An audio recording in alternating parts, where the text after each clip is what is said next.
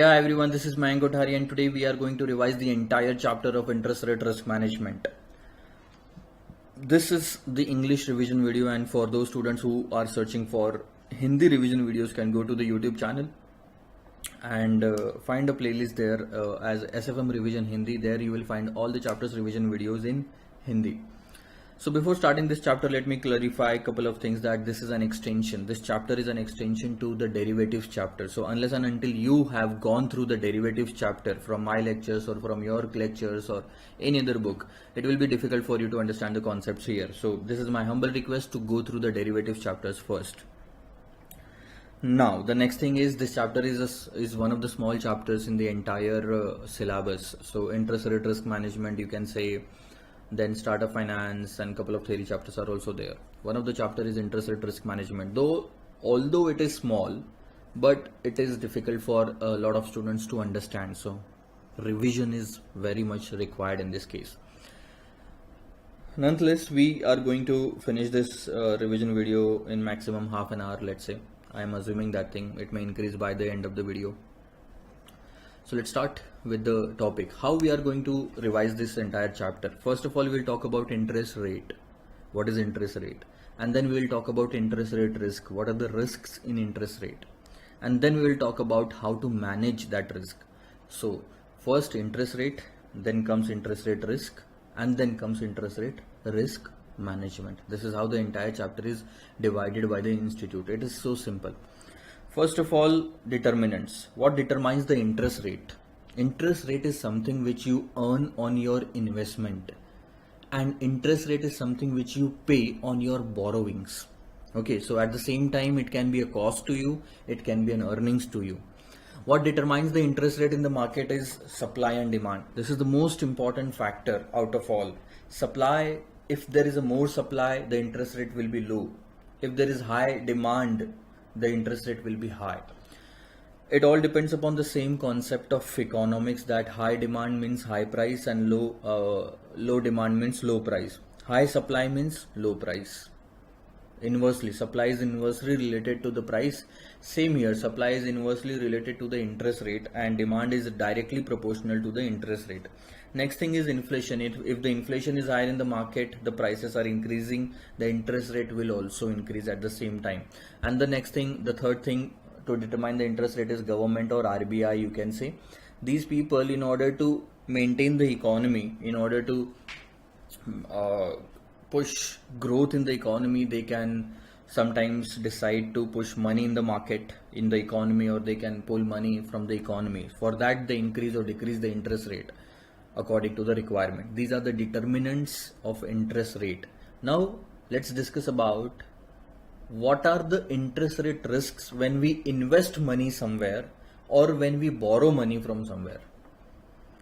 Whenever the deposits and investments will be considered, deposits or borrowings will be considered, there we will have to understand that we are exposed to interest rate risk. So the first type of interest rate risk is gap exposure. From the angle of the bank, this is very important, and let me explain this to you.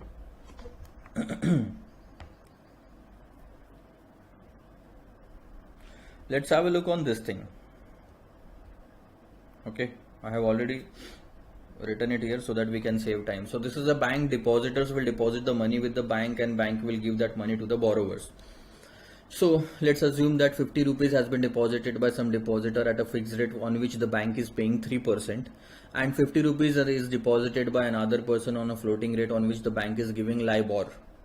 So 100 rupees is with the bank, and let's say entire 100 rupees has been given by the bank to the borrowers as a loan, and on that bank is collecting LIBOR. This entire 100 rupees is at a floating rate. So tell me one thing, what is the asset for the bank?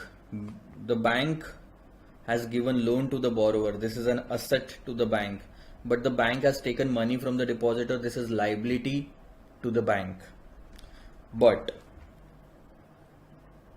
we agree with that this is a liability, but the next thing is which of the two liabilities is a rate sensitive liability? Rate sensitive liability means a liability on which the cost will increase or decrease if the interest rate changes.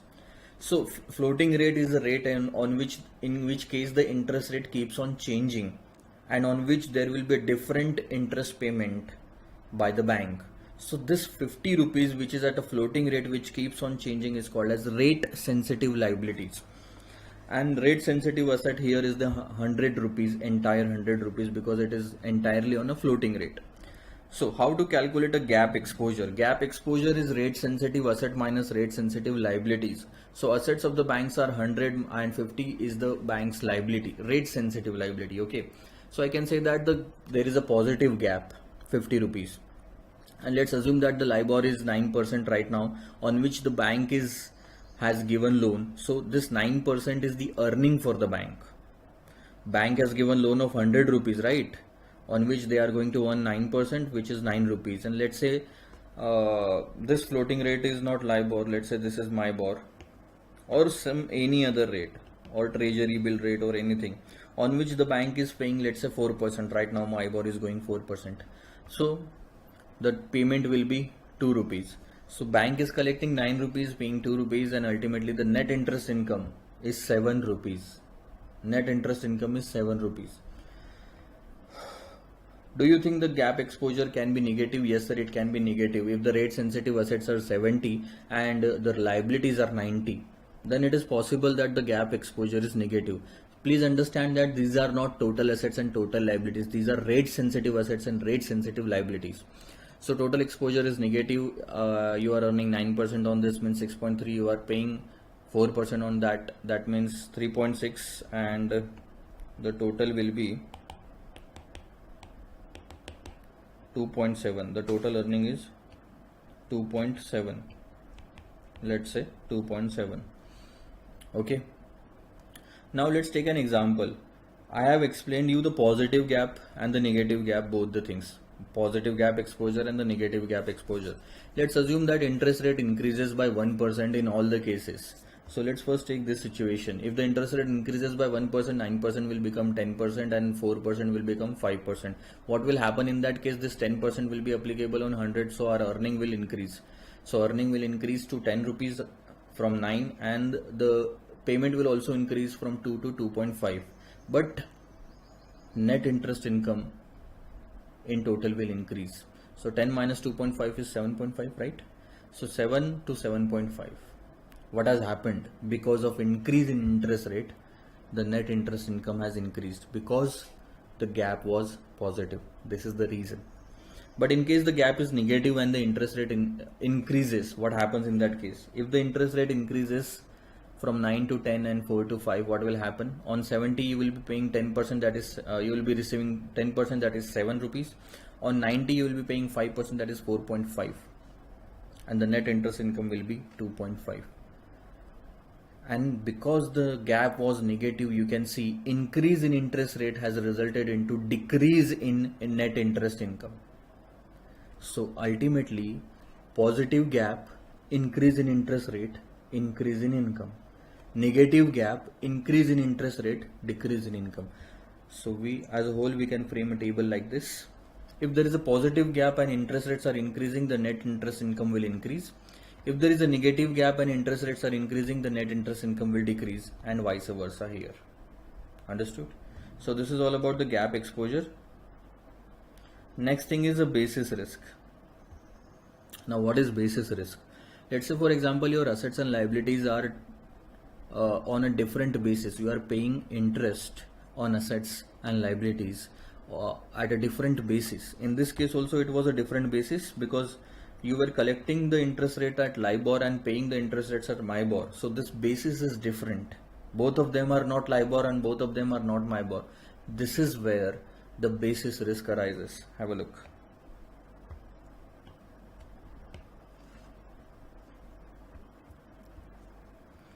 Let's have a look on this. This is 3-month treasury based loan. This is an asset to you on which you are earning 3.25%.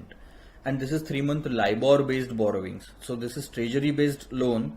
This is LIBOR based borrowing. Both the bases are different in assets and liabilities. So on liability you are paying 1%. Now what happens is, because the bases are different, the changes in both of them will not be same. So if the interest rates on treasury bills are increasing by 1%, it is not necessary that loan will also, the borrowing will also increase by 1%, it can increase by 2% as well, right? So here you can see earlier you were earning 2.25 as a net interest income, and now you are earning only 1.25 because the change here was higher than the change here. So this is called as a basis risk. The third is the embedded option risk. Embedded option is quite difficult to understand, but I can sum it up.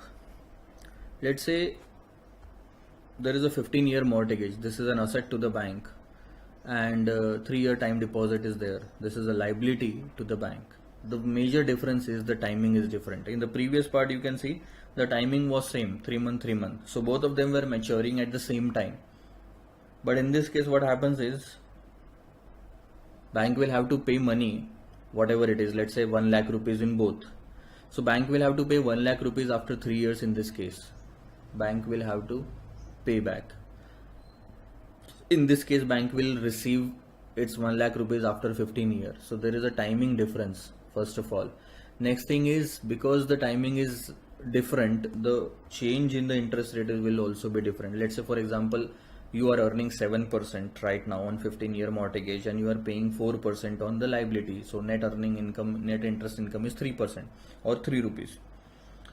But what happens is because it has a long time, the interest rate keeps on changing, and let's say after 3 years or after some time, let's say 1 year, the interest rate has dropped. Interest rate on such type of loan has dropped to 5%. What will happen?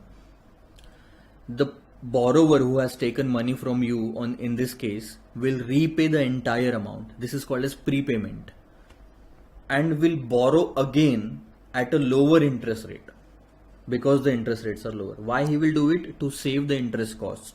So he will repay this amount and borrow that amount. Same amount. He borrowed 1 lakh rupees at 5% and repaid the entire 1 lakh rupees at 7%. So that 7% loan has been over now. But what has happened due to that? Now the bank is earning only 5% on the same amount.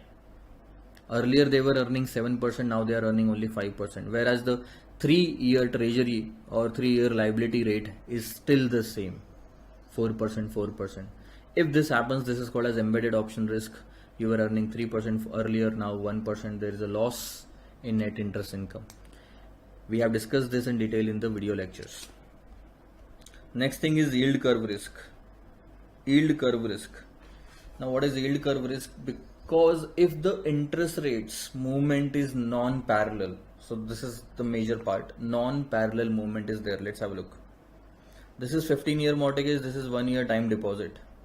15-year mortgage, this is 1-year time deposit. The next thing you see here is the earning is increased by 0.5 in this case, is increasing by 0.5%, but here the liability interest rate is decreasing by increasing by 3%. So the increase is not parallel. Parallel means increase of 0.5% here should have here and increase of 0.5% here. If both the increase are same, it will be called as a parallel movement. If there is a difference of 2.5%, this is a non-parallel movement. This is increasing by only 0.5. So our income is increasing by 0.5, but payment is increasing by 3%. So ultimately we are losing 2.5%. From 5% we are now earning only 2.5. Now what is the difference in this? See, first of all, there is a time gap.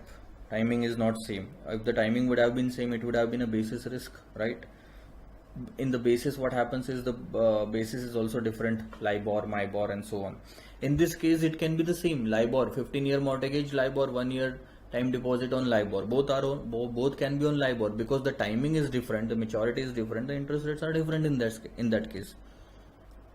Okay, and this is called as yield curve risk. Next comes the price risk and reinvestment risk. Let's have a look.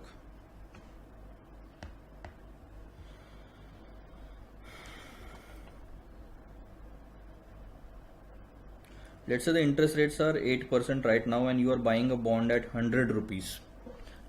Remember the chapter of security valuation, there we have learned that if the interest rates are increasing, the market price of the bond will decrease. The market price of the bond will decrease. Now let's have a look on this price risk.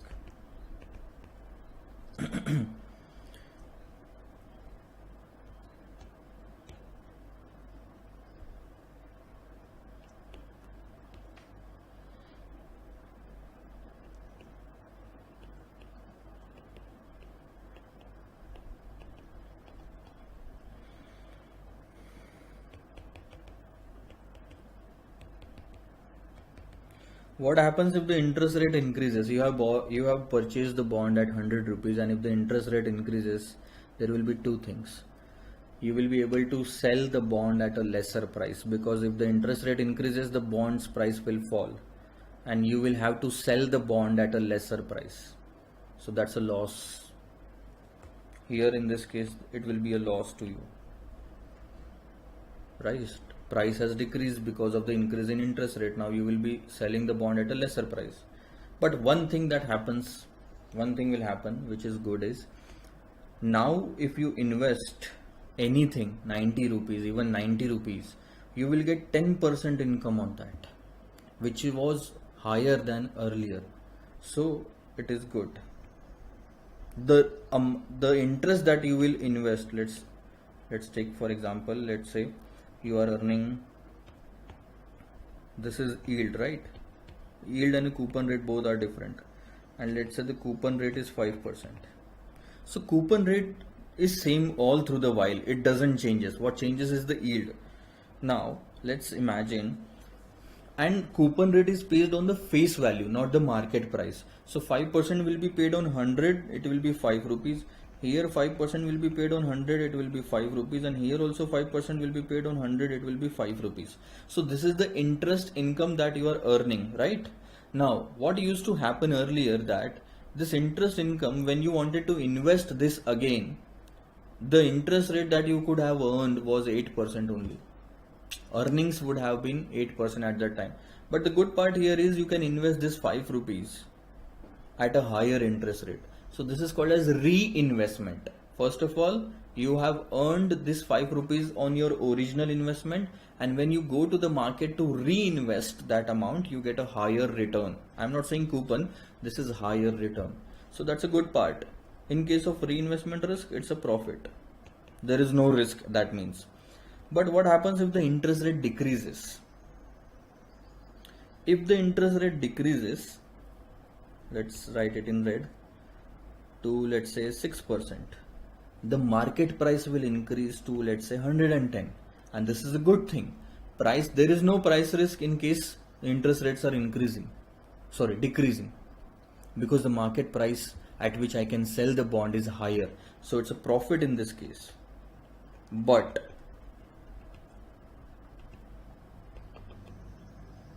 I will be able to invest this, or we can say I will be able to reinvest this coupon that I have received at a lesser interest. Earlier I was investing the same 5 rupees at 8%, now I am getting only 6% on that. So this is a reinvestment risk loss, and this is your final table. Let's have a look.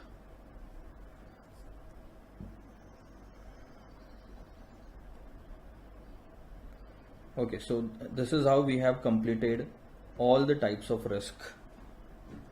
Next comes the methods to measure. How to measure? See, we have learned the types of risk, but we have not learned the calculation part, right? How to measure what is the risk? What is the risk of every type? So there are some methods. The traditional maturity gap analysis, the gap exposure that I told you, then comes the duration part, then the simulation, and then value at risk. See, value at risk has been learned by us in the risk management chapter. If you remember, we used to calculate what is the value which is at risk, which we can lose basically. So gap exposure calculation have been, I have showed you the calculation in this case. We have discussed the calculation in this case as well. Duration and simulation is not there right now in the syllabus. So nothing is there in the syllabus in this chapter. Okay, so you can just remember the methods, that's it, nothing else. Then comes the hedging. We have discussed from the very beginning what is interest rate, and then we discussed what are the risk of interest rate. Then we discussed how to measure the interest rate risk, and now we are going to decide how to hedge, or we can say manage interest rate risk. Basically, we want to reduce the interest rate risk. There are two basic methods to manage the interest rate risk. One is the traditional method, the other one is modern method. In the traditional method also, there are two different methods. One is called as asset and liability management, all theory. You can read it and complete it. I am not discussing here it in revision video. But the major part is the forward rate agreement. This was the traditional method. This is the traditional method. Forward rate agreement. Before moving over to the other topic, let's discuss first the forward rate agreement.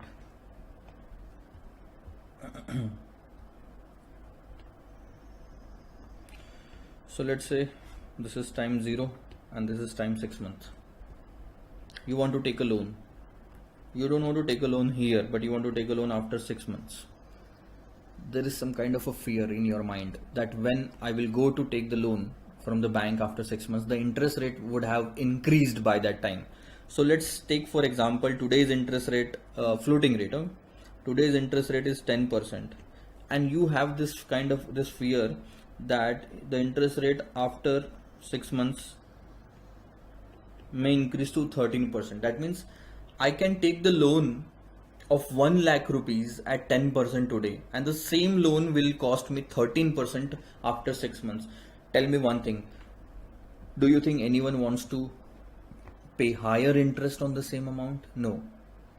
So there is one solution. Why don't that person take the loan today itself? Why he will take the loan today itself when he doesn't need it for the next 6 months? Why he should pay interest for the coming 6 months when he doesn't need the funds? Okay, so it is sure that we will take the loan after 6 months only, but we don't want to pay higher interest. In that case, you can enter into an agreement with the bank where you can fix the interest rate for forward, for future. This is called as an agreement of interest rate. This is called as a forward rate agreement.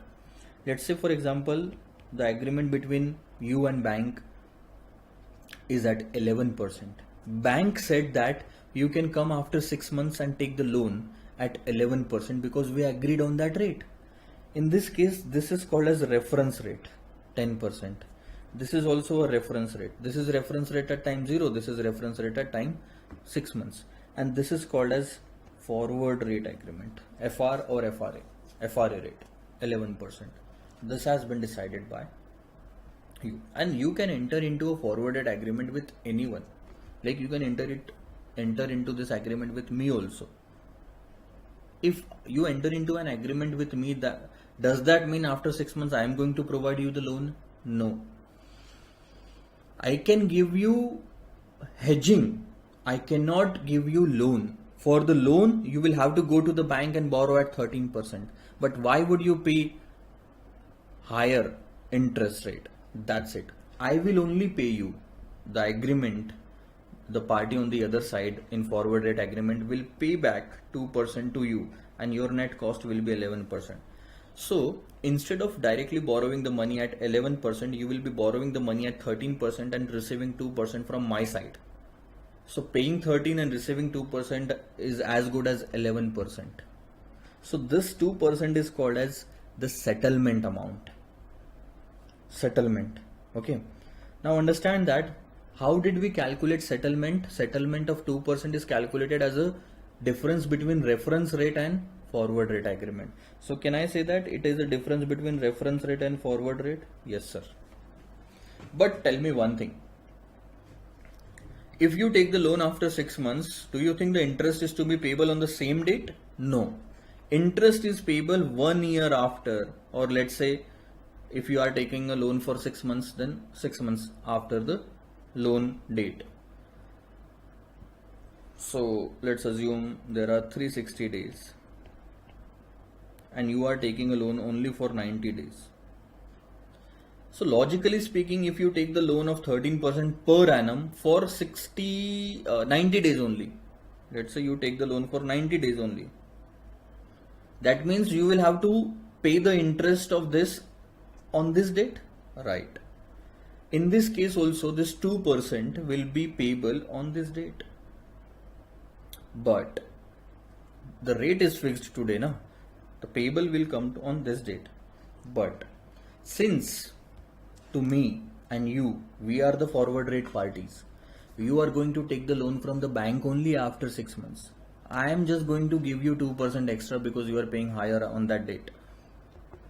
So I will pay you 2%. But do you think I will pay you 2% on this date? No, sir. The 13% is payable after 90 days from this date. The 2% is also payable after 90 days from this date. Right?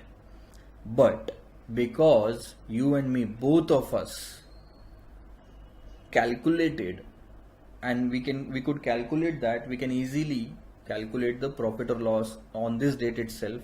So what I can do is, instead of paying you on this date the 2%, I will pay you the 2%'s present value on this date itself and finish the contract. The contract will get over here itself by settling the present value of 2%. Why present value? Because originally this was payable after 90 days and it is being settled here itself because we can settle.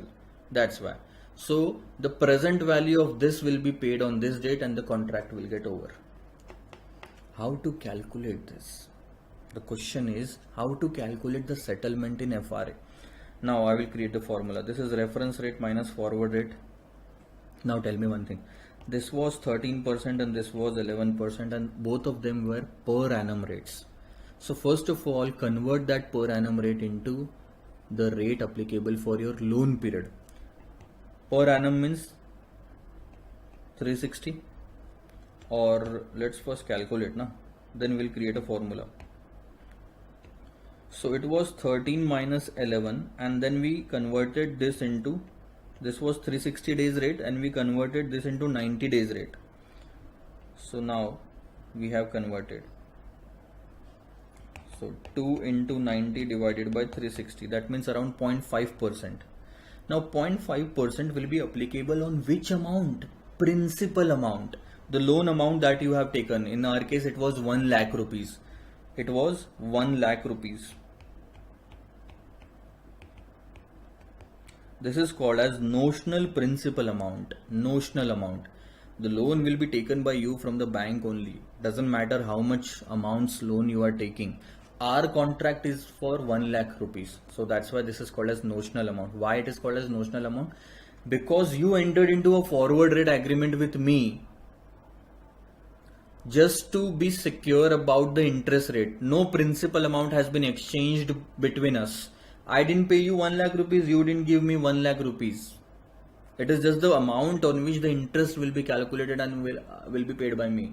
So that's why it is called as notional. So I will take 1 lakh multiplied by 13 minus 11 multiplied by 90 by 360. Am I right here?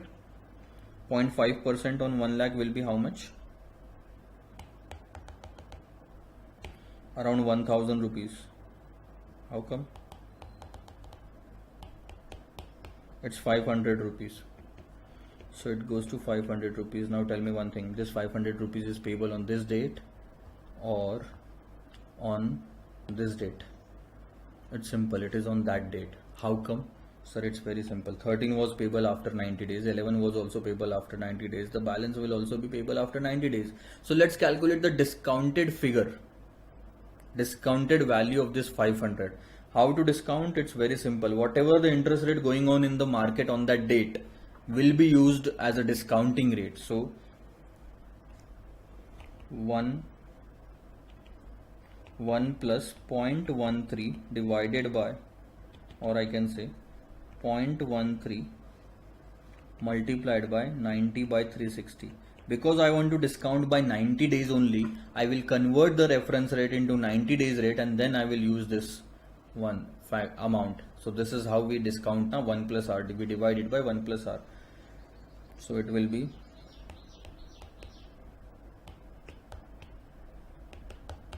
0.0325, 1.0325, and the final answer will be 484 something. So forget that. But what is the formula? Have a look.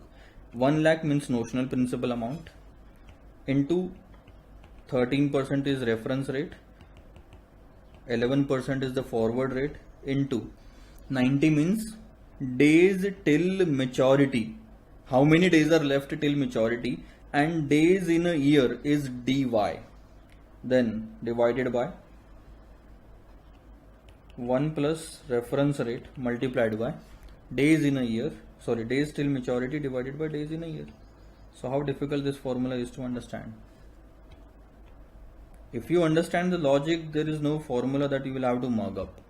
Let's have a look here.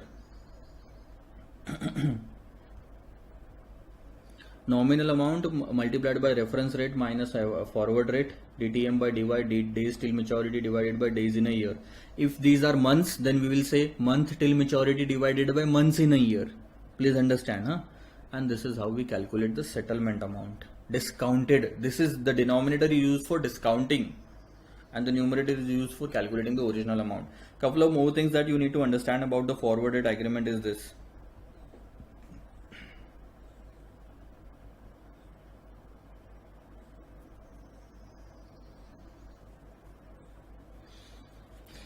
See, read it along with me. Because there is no initial exchange of cash flows to eliminate arbitrage opportunities, the FRA price is the fixed interest rate such that FRA value is zero on the initiation date. You can forget that. FRAs are identified in the form of X by Y, where X and Y are months and multiplication symbol is read as by. So we read it as X by Y. So let's take an example. To grasp this concept and the notion of exactly what is the underlying in FRA, consider a 3 by 9 FRA, which is pronounced as 3 by 9. Now this 3 indicates, the first number indicates that the FRA expires in 3 months from today, and the underlying is implied by the difference in 3 by 9, means how much period, for how much period you have taken loan. You have taken a loan for 9 minus 3, 6 months period. FRAs are cash settled with the payment based on the net difference between the interest rate and the reference rate in the contract. So a couple of things again. In this case, what was our FRA? How to write it? From this point, we wanted to take the FRA. So the loan period starts from this point after 6 months. So we will say 6. And the loan period ends from today. From today, it ends after 9 months. 6 plus 3 months, 90 days means 3 months. Na? So this is how the FRA is quoted. Firstly, we decide for how much, like after how much period the loan period will start, and then we decide after how much period the loan period will end. So this is 6 months, this is 9 months. We will call it as 6 by 9 month.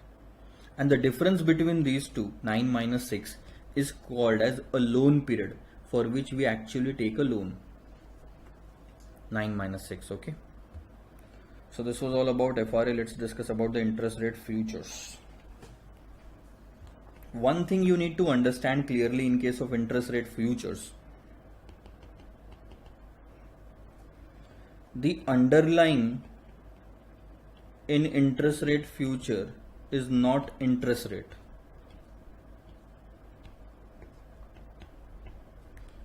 In interest rate future, the underlying is bond.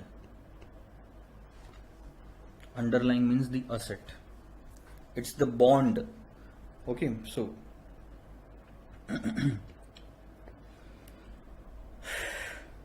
have a look.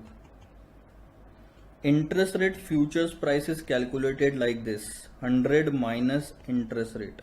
So if the interest rate going on in the market is 5%, we will say the futures price is 95. It means the bond is selling at 95 rupees in the interest rate futures. If the interest rates are 5, both of them are inversely related. Let's say if the interest rates are increasing, let's increase this interest rate to 6%. What will happen? 100 minus 6, it will be 94. So can you understand, if I increase the interest rate from 5% to 6%, the price of the interest rate future goes down from 95 to 94. With this, I can conclude that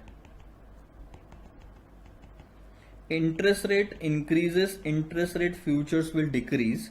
If interest rate decreases, interest rate futures will increase. So when you say you want to buy interest rate future, that means you are buying the bond. If you say you are selling interest rate futures, that means you are selling the bonds. Now you tell me, if your expectation of future interest rates are increase, that in future the interest rate will increase, what will you do? You will buy futures or sell futures? Let's discuss this.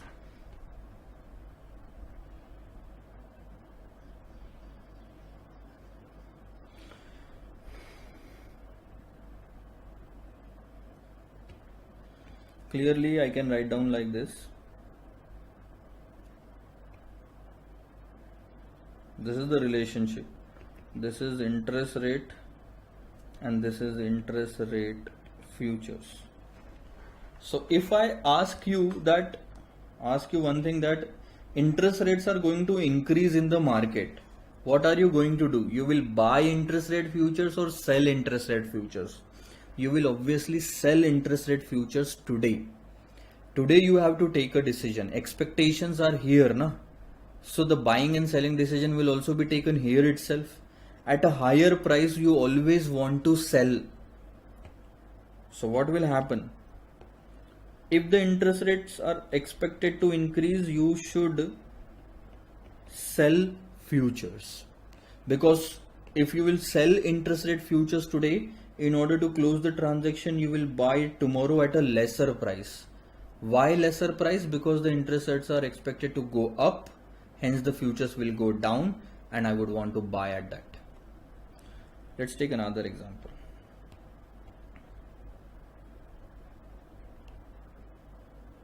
Let's assume that interest rates are going to fall.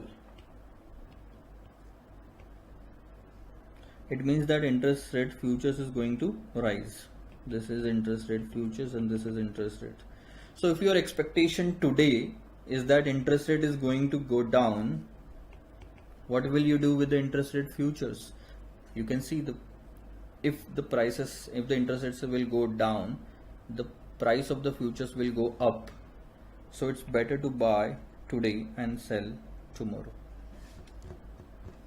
right? At a lower price, buying is always preferable. You should end up with the profit. So let me tell you one thing. If your expectation is that interest rate is going up in the future, today it means that interest rate futures price will fall. That means action that you need to take today is sell IRF today, because tomorrow the price will fall and you will buy it. If the interest rate are expected to decrease in future after 3 months, that means the price of the futures will increase, and at a higher price tomorrow you should sell it. So today you should buy it.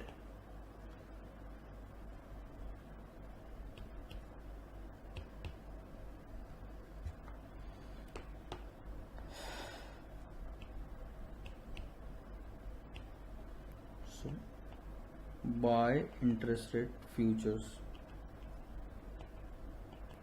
today. Ultimately, interest rates are expected to increase, sell futures; expected to decrease, buy futures. Simple. Good. Let's move on. I will take the examples after all the discussion.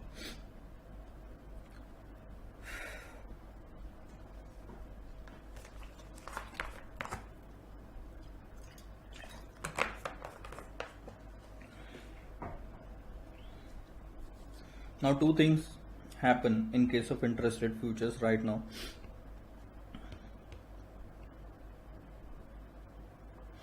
Let's say you have taken a sell position in interest rate futures. Then at maturity there are two options, 1 and 2. Cash settlement or physical delivery. Let me tell you one thing, at present in India we are only dealing with the cash settlement part. Cash settlement. So if you have sold futures in the beginning, you will have to buy back, and the difference between sell and buy will be given to you, and this is all settled in cash. You have to do nothing else. Okay, but when there is a situation of physical delivery, that means you have to deliver the bond. You promised to deliver or to sell the bond in interest rate futures, and in case of physical delivery you have to give the bond. So let's take example of bond 1. Let's say you wanted to deliver this bond. In the beginning there is only a promise to deliver the bond. It is not necessary that which bond you will be selling. So here if you have to deliver the bond, you will have to deliver means sell the bond. So let's say the selling price was 100. It was set as 100 when we didn't know which bond would have been sold in the market after 6 months or so. So in case of physical delivery, what you are going to do, you are going to buy this bond and then sell this bond. This is how it is going to happen. So let's say bond 1 on that day is trading at 90 rupees or 102 rupees. Okay, what will happen? According to the stock exchange itself will give some kind of conversion factor of bond 1, and let's say the conversion factor of bond 1 is 1.10. It means that you will be able to sell the bond at 100 multiplied by 1.1. That's 110, not just 100. It's 100 multiplied by 1.1, the conversion factor. So that's 110. So you will be buying the bond in the market at 102, selling the bond in the market at 110, and the profit will be 8 rupees. This is only applicable in case of physical delivery, and this is called as conversion factor. Here you are making a profit of 8 rupees, right? Let's imagine a different bond, bond 2, and the market price of that is 98. You will buy this bond and you can deliver this bond, and let's assume the conversion factor given by the exchange is 1.09. Although the conversion factor is less, you are going to sell it at 100 multiplied by 1.09, that's 109, and the profit in this case is, the profit here was 8 rupees, right? And the profit in this case is 9 and 10, 11 rupees. Now you tell me which bond, just a second, let's make a couple of changes. Here the profit was 8 rupees, and let's say the conversion is 1.03 only here, conversion factor. So you will be selling the bond at 100 multiplied by 1.03, that's 103, and the net profit is 3 and 2, 5. Now you tell me which bond is cheapest to deliver. What most of the students will do is, sir, this bond is cheapest to deliver because the price is less. No, this bond is not cheapest to deliver. Cheapest to deliver means out of the two bonds, which bond you will prefer to sell in the market, in which bond you will have a lot of profit, and this bond is cheapest to deliver. This is called as CTD bond. Cheapest to deliver means the bond which gives you higher profit, 8 rupees. This is giving you less profit. So don't go with this 98 and 102. The major role is played by the conversion factor. Okay. So understand that CTD means the bond which gives you higher profit or lesser loss. If there is a loss in there can be a loss. If there is a loss, then the bond with the minimum loss will be CTD. The bond with maximum profit or the minimum loss will be called as a CTD bond. So there are two things that you learned here in case of physical delivery. What is CTD bond and what is conversion factor? Okay, let's move on. This was all about the interest rate futures. Let's talk about the interest rate options.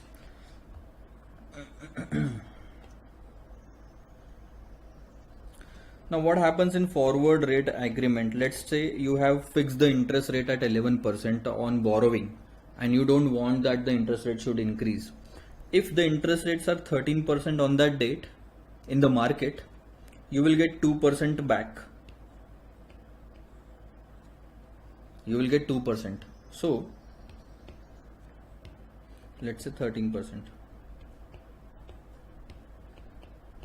You will get 2%. But if the interest rates are, let's say, 10% on that date, that means you will have to pay 1%. Ultimately, your interest rate, net interest cost, will be 11% only, because that's what you fixed in the beginning. Now, what happened in the forwarded agreement is, after entering into a forwarded agreement with some party, there can be a profit to you and there can be a loss to you as well. It doesn't matter whether you take the loan or not. You will receive 2% from the FRA party, or you will pay 1% to the FRA party. So there can be a profit, there can be a loss in both the cases. But what if there would have been an option where we fixed 11% as the maximum rate? Now in this case, when the market rate goes at 13%, you get 2%.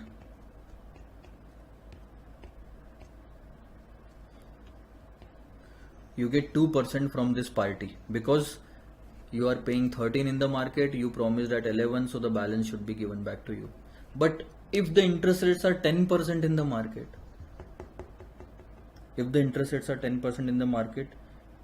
you pay nothing.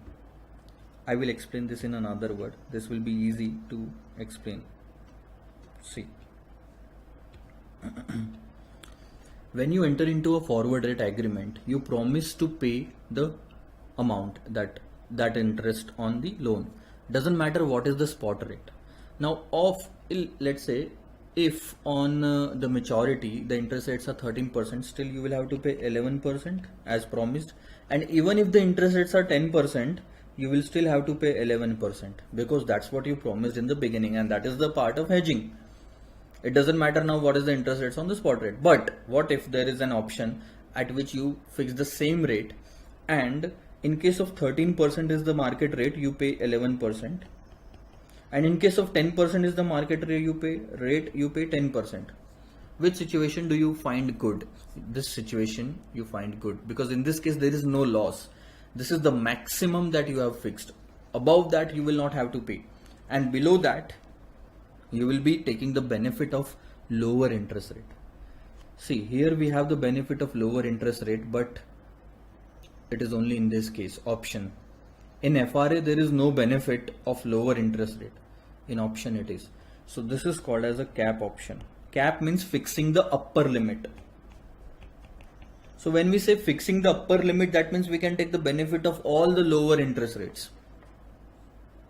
This is possible in case of borrowings, because borrower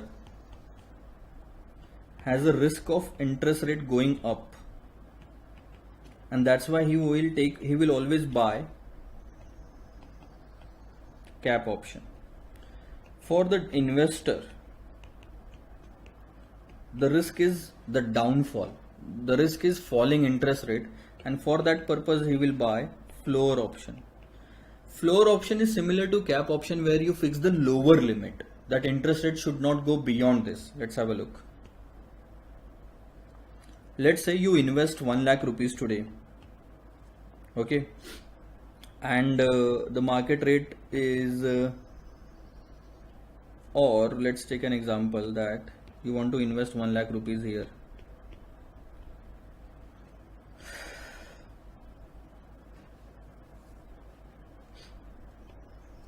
Or let's get back to this point itself. 1 lakh. Today the reference rate is 10%, so that's why you are earning 10% on that. But you have this fear that interest rate will go down and you will get less interest in the coming time. In that case, what should we do?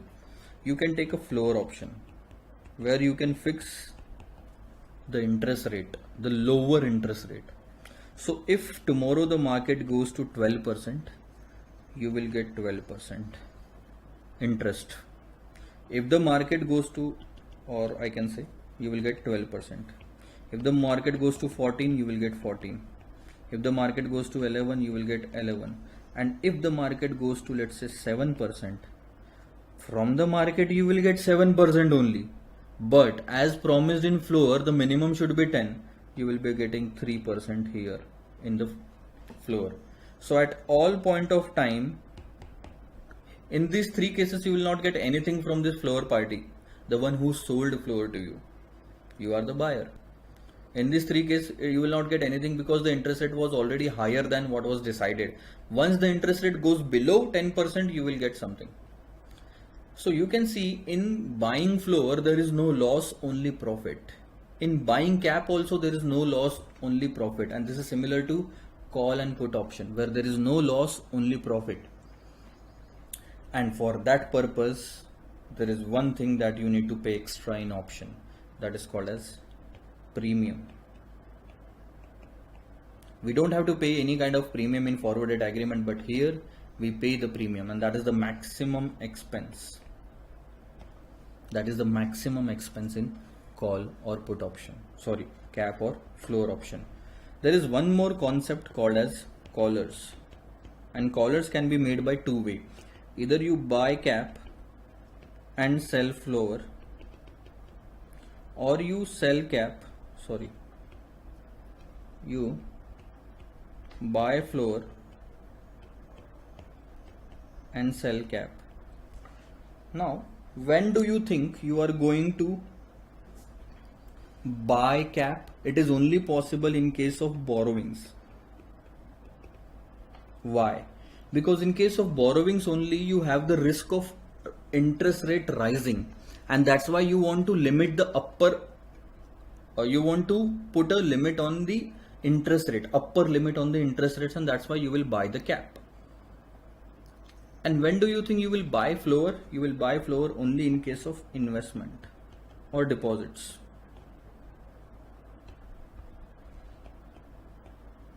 Because in that case, the fear is, the risk is the interest rate can go down and you will receive less income.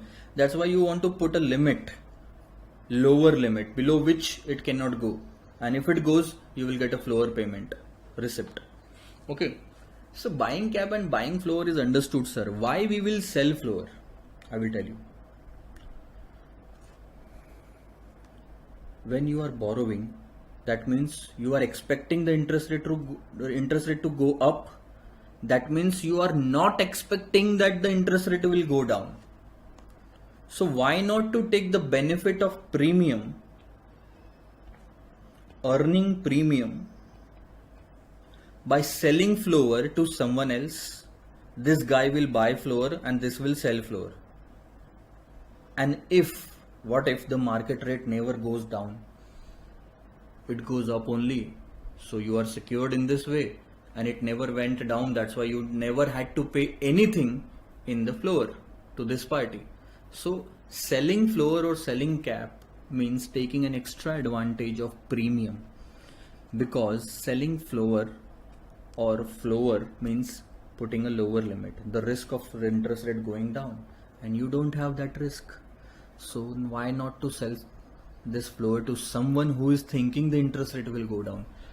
Because you might think that he is of the wrong perception. According to me, the interest rate will go up. According to him, the interest rate will go down, and I'm taking the benefit of his expectation, benefit of the risk that guy has. I'm going to sell floor to him. I will promise him that if the interest rate goes down below certain percentage, I will pay you something. And according to me, interest rate will never go down. It will go up. So if that happens, I will not have to pay anything to that person, and in return I will earn premium from him. This happens with the insurance companies also. Insurance companies sell you the insurance, and they estimate that the accident is not going to happen, and you have lost the premium. That's how it happens. So these are the three concepts: cap, putting an upper limit; floor, putting a lower limit; and collar means this. Collar can be created by cap and floor simultaneously, but you cannot create the collar by buy cap and buy floor, buy floor and buy cap, sell floor, sell cap. No, it's one buy and another sell, because at a time you are borrower or investor. Yeah, if you are borrower and investor in both in same case, then obviously you will buy cap and buy floor, but you will be buying cap for the borrowing and buying floor for the investment. So it will not be treated as a collar. So this is all about the options. In interest rate option also it is a cash settlement. In reality you take the loan at the market rate only. If it goes beyond your expectation or beyond you wanted, then you get a receipt, settlement in forward rate agreement, settlement in interest rate futures, and settlement in as a cap receipt or floor receipt in interest rate options. Next is interest rate swaps. Have a look. And swap is very easy to understand. An interest rate swap is an agreement between two counterparties in which one stream of future interest payment is exchanged for another based on a specified principal amount. So this is the receiver, this is the payer, and this is receiving fixed rate. So this is a fixed rate receiver, he is a fixed rate payer, and floating rate is the opposite part. He is paying floating rate and he is receiving floating rate. Why these parties are going to do this? I will tell you why this is going to happen. Let's take an example.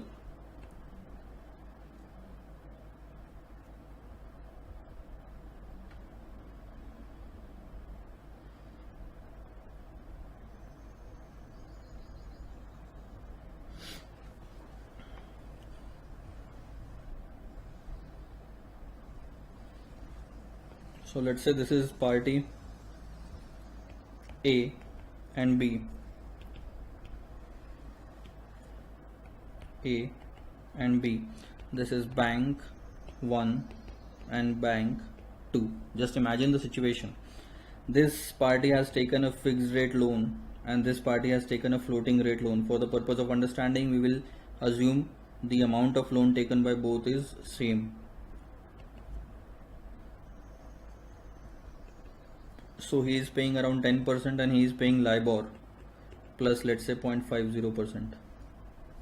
So he is paying every year, he is paying 10% interest and every year he is paying LIBOR. So he is paying fixed, he is paying floating. Taken a loan for 10 years, 2 years has gone, 8 years are left, and now both the parties has changed their opinion. This party is thinking that the interest rate will go down in the coming time.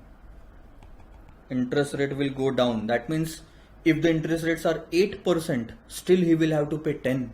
If the interest rate goes down to 7%, still he will have to pay 10. Floating rates are going down and he is paying fixed rate. So this is the situation for him. Floating rates are going down and he is paying the same amount. So this is fixed and this is floating. Now you tell me, if such is the expectation, don't you think this party A would want to shift himself into floating rate? Because at this point, the interest rates are low and he wants to pay low. No, who doesn't want to pay less interest? So this party wants to shift from fixed to floating. This is the meaning. This party wants to shift from fixed to floating. Now let's take an example on the other side of this party. Interest rate. He expects that the interest rate will go up, and if the interest rate goes up, what happens is this.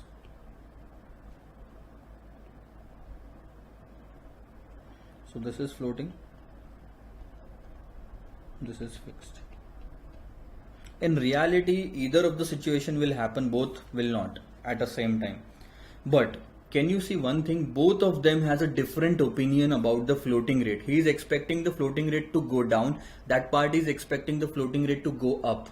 Now, he is paying floating interest rate. He is paying floating interest rate, and if the floating rate goes up, he will have to pay more and more interest rate in the coming time. So this party wants to shift himself from floating to fixed rate in such situation. So he wants to convert himself into floating to fixed. So that party wants floating to fixed, this party wants fixed to floating, and only when you have the opposite expectation or requirement, swapping can be possible. If both has the same requirement, swapping is not possible. So let's take an example. Both the parties will meet each other and they will exchange the cash flows.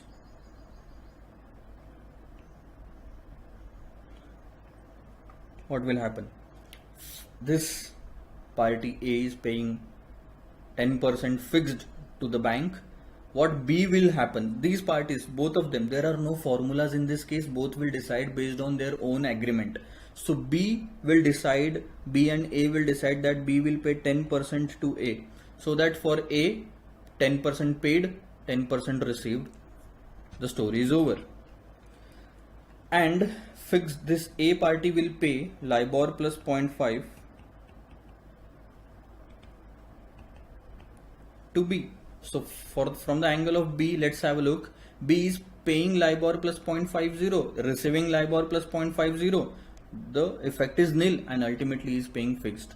So for B, the net payment has been converted into fixed, and for A, the net payment has been converted into floating.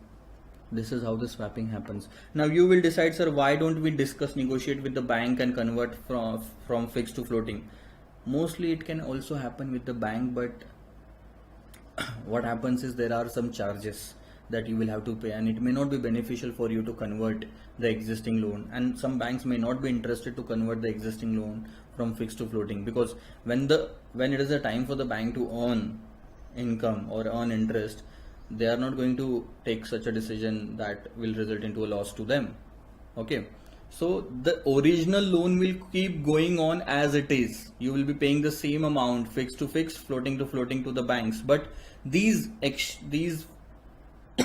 stream of payment will be exchanged by these two parties, and the swapping has happened. Got it? So this is called as interest rate swap, but this is only in case of hedging. Let's suppose both of them have not taken the loan yet. That is when after the loan has been taken. I said 10 years loan is there, 2 years has gone and 8 years are left. This is that situation. But what if the loan has not been taken yet and both of them wants a loan? Understand this. Let's say A and B. The fixed rate to A is 10% and floating is LIBOR plus 2, and 15% it is LIBOR plus 1.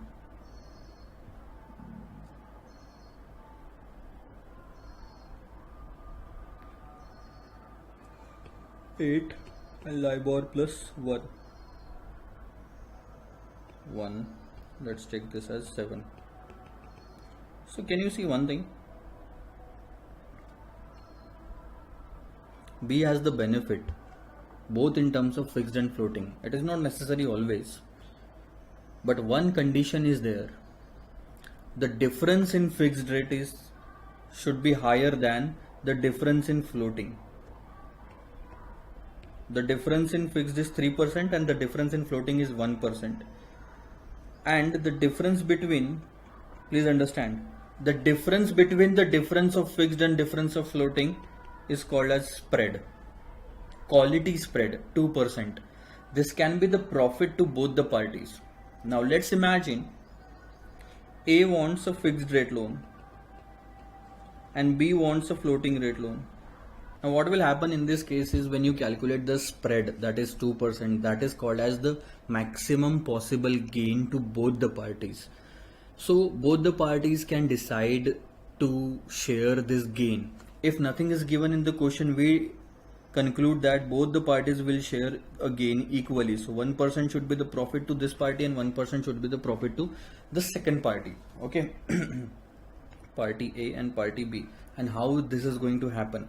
Since A wants fixed rate loan, ask him to take the opposite loan, that is take the floating rate loan, and B wants floating rate loan, ask him to take the fixed rate loan. So from the bank they will take the opposite loan and then do the exchange with each other. So this is how it is going to happen. Have a look. This is A, this is B. So understand, they will pay to the bank first. A will pay LIBOR plus 2% because he has taken floating rate loan, and he will pay fixed rate which is 7%. Agree? Now first thing, any rate, either 7 or L plus 2, you can exchange with each other. So I will say receive. Whatever I have paid, A has paid, I will receive from B. So B will pay this much amount to A. So it will be a pay to him L plus 2. Right, L plus 2, L plus 2. So for A, the story is over. He paid to bank and he received the same amount. The story is over. And for him, the story is still there. Now is the time to pay to B, because we have received something from B, we will pay something to B, because then only it is called as swapping. Swapping means paying something and receiving something. So how much we should pay to B? It's very simple. We wanted a fixed rate loan and it was costing us 10%. According to the spread, we can get a benefit of 1%. That means why not we should pay 9%? Because to B, because only then we can say we are in a benefit, when we are on a better situation in swapping. Originally, in order to take the fixed rate loan, it was costing 10% directly from the bank, and to get a 1% benefit, 10 minus 1 comes to 9. Pay this much amount to B and he will receive it. Now calculate the net cost in swapping. So L plus 2 plus minus got cancelled. The net cost to A is 9% in terms of swapping. But from the bank directly it was costing him 10%. Can I say he got the benefit of 1% by swapping? Yes, sir. If he would have gone to bank to get a fixed rate loan, it would have costed him around 10%. But in terms of swapping, he got the fixed rate loan. See, fixed rate is payment, but lesser interest, 9%. So the net benefit is this 1%. Now let's talk about that. Now you can clearly see plus 9 minus 7 is plus 2, and it will be like this. I will write it here. Minus 7, I will open the bracket, minus L minus 2 plus 9. This is how the transactions are. So it will be like this again, minus L minus 2 plus 2, and it will be minus L only. So he is paying only LIBOR. In swapping, he wanted a floating rate and he is paying a floating only, that is LIBOR. Otherwise, if he would have gone to bank, he would have had to pay LIBOR plus 1%. So there is a benefit of 1% to him also. This is how the transaction happens, and it's very simple. First of all, the first rule is the difference between fixed rate should be more than the difference between floating. So 3 should always be greater than 1. Okay. After that, 2%, you decide who is going to share how much. If not given, take 1% for each party. So if A is about to gain 1%, that means it should cost 1% less than what he would have taken a loan. What if he would have taken a loan directly from the bank? So fixed rate loan for him was 10%. It should cost 9% only now after the gain. Then only we will be able to say it's a gain to him. This is interest rate swap. So this is all about interest rate swap. Then comes the topic of swaption. Swaption is easy to understand. This is a combination of swap and option, where in short, I will decide, there are no questions on that. So here you take a swaption. Swaption means an option. You buy an option by paying a premium, where you decide that after 3 months, if you think right, you will enter into a swap agreement or not enter into a swap agreement. Means you will exercise this swaption or not. One of the two things will happen. After 3 months, you will decide based on the situation in the market whether to go for the swap or not. This is the swaption. And once the swap is taken, the transactions are normal, as it is in interest rate swap. So this is called as swaption. There are 4 types of swaps. Before swaption, okay, let's complete the swaption first. This is the meaning, features, users and categories. I am keeping these things for you. You can just read it and complete it. It's just need a reading. Unless and otherwise you read it, you are not going to get it no matter how much I explain. But there are 3 types of swaption: Bermudan swaption, European swaption and American swaption. I will explain all of them. So let's take an example. You take a swaption here and the expiry is here. First of all, if you can exercise this option anytime in the period, this is called as American swaption. If you can exercise this option only at expiry, it is European. And if you can exercise this option only at given intervals, not all the time, but on given intervals only, then it is Bermudian swaption. So let's have a look. I will write down. I will make sure that you also mark this in your chart. Bermudian swaption means you can exercise this option on a specified dates, not all. European means only on the expiration date, and American means any day that falls within a range, any day. So that's the difference: Bermudian, European, and American. Now let's come to the plain vanilla rate swap, basis swap, asset rate swap, and amortizing rate swap. So plain vanilla swap is a simple swap.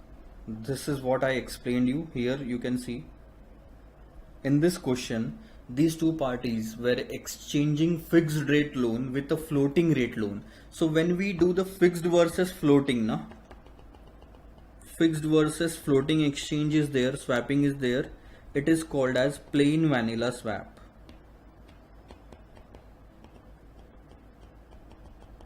When floating versus floating is exchanged in a swap, it is called as basis rate swap, because the basis here is different. Basis rate swap.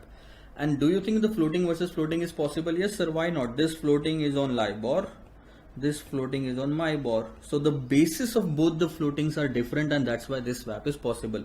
Then the third one is asset rate swap.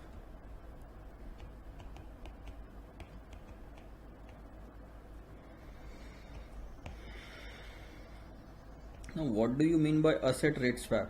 Asset rate swap is similar to the plain vanilla swap, but there is some difference. Have a look.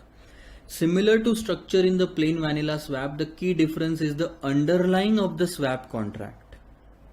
Rather than regular fixed and floating loan interest rate being swapped, fixed and floating investments are being exchanged. The principal amount, the assets are exchanged. It's not the amount, it's the asset.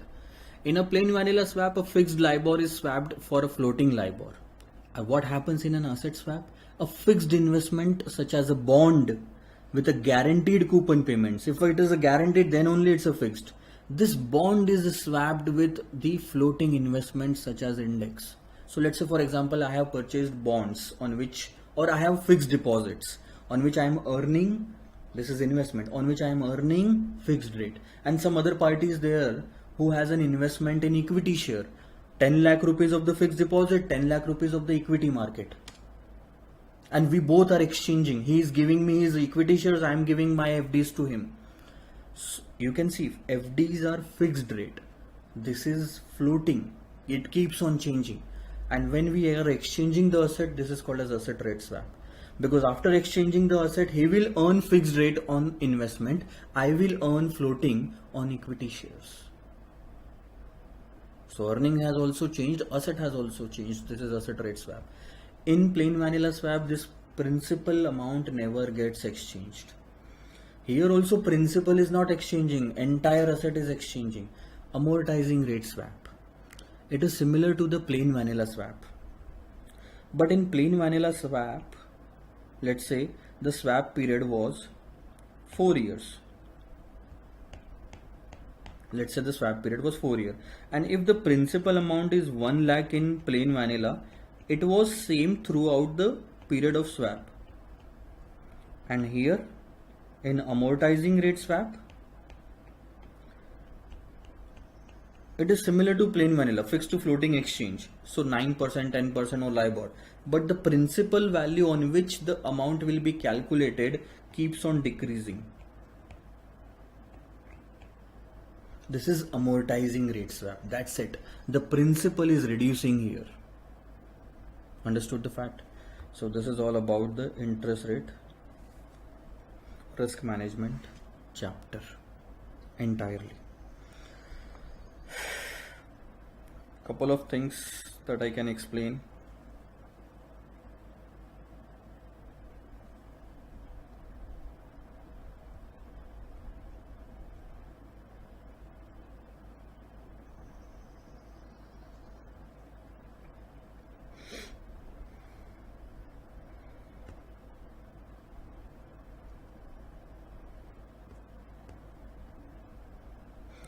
See, this is one more thing that we learned in the security valuation chapter. This is the formula to calculate forward rates, 1 plus S2 to the power 2 divided by 1 plus S1 minus 1. What's more is left?